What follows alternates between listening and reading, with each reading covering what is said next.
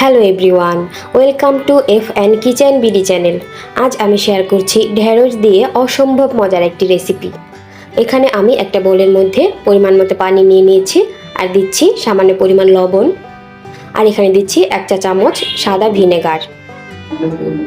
এগুলো একটু নেড়েচেড়ে মিশিয়ে এখানে আমি ঢেঁড়সগুলো দিয়ে দিচ্ছি। আমি এখানে একদম কচি ঢেঁড়সগুলো নিয়েছি। তারপর এগুলো হাত দিয়ে ভালোভাবে কচলে কচলে নিচ্ছি। এগুলো আমি 1 মিনিটের মতো এই পানিতে ভিজিয়ে রাখব। লবণ এবং ভিনেগারে ঢেঁড়স ভিজিয়ে রাখলে ঢেঁড়সগুলো জীবাণুমুক্ত হবে এবং অনেকটা নরম হবে। 1 মিনিট পরে আমি এইগুলো এই ভিনেগারের পানি থেকে তুলে নিচ্ছি এবং নর্মাল পানি দিয়ে ভালোভাবে কয়েকবার ধুয়ে নিয়েছি।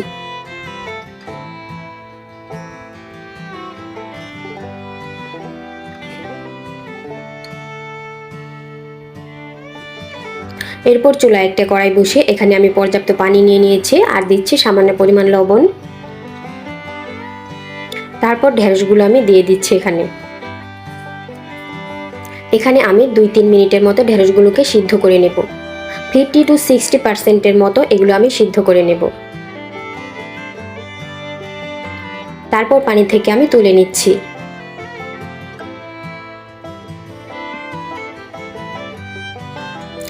পানি থেকে তুলে এগুলো একটু ঠান্ডা হয়ে গেলে ঢেঁড়সগুলো আমি কেটে নিচ্ছি।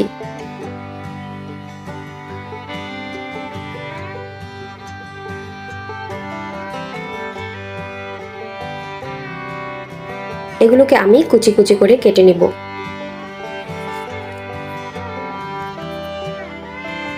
এভাবে করে সবগুলো ঢেঁড়স আমি কেটে নিয়েছি।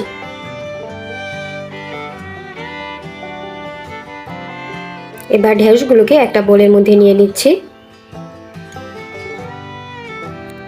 এখানে অন্য একটি বোলের মধ্যে আমি নিয়ে নিচ্ছি 2টি ডিম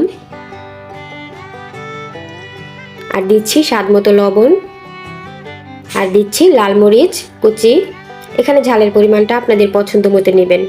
আর এখানে দিচ্ছি পেঁয়াজ কুচি, সামান্য পরিমাণ হলুদ গুঁড়া আর দিচ্ছি সামান্য গরম মশলা গুঁড়া।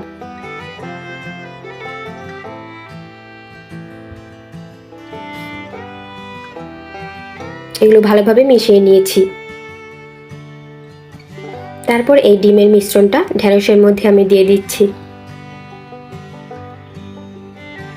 তারপর এই ঢেঁড়সের সাথে ডিমের মিশ্রণটা খুব ভালো করে মিশিয়ে নিচ্ছি।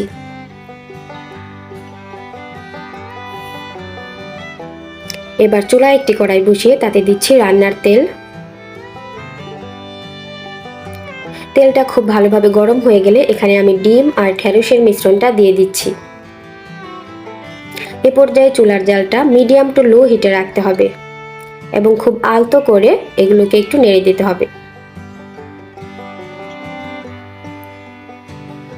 তারপর ডিম একটু শক্ত হয়ে গেলে এগুলো আমি এভাবে করে ভেজে নিব 3 থেকে 4 মিনিট।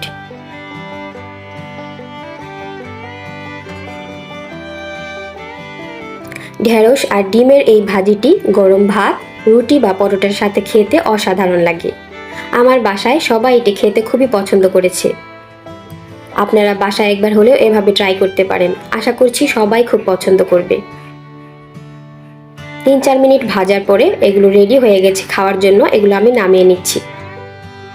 ভিডিওটি ভালো লাগলে একটা লাইক দিবেন আর প্লিজ আমার চ্যানেলটি সাবস্ক্রাইব করবেন। আপনাদের সাপোর্ট পেলে আমি আরও মজার মজার রেসিপি শেয়ার করতে উৎসাহ পাবো। ভিডিওটি দেখার জন্য ধন্যবাদ।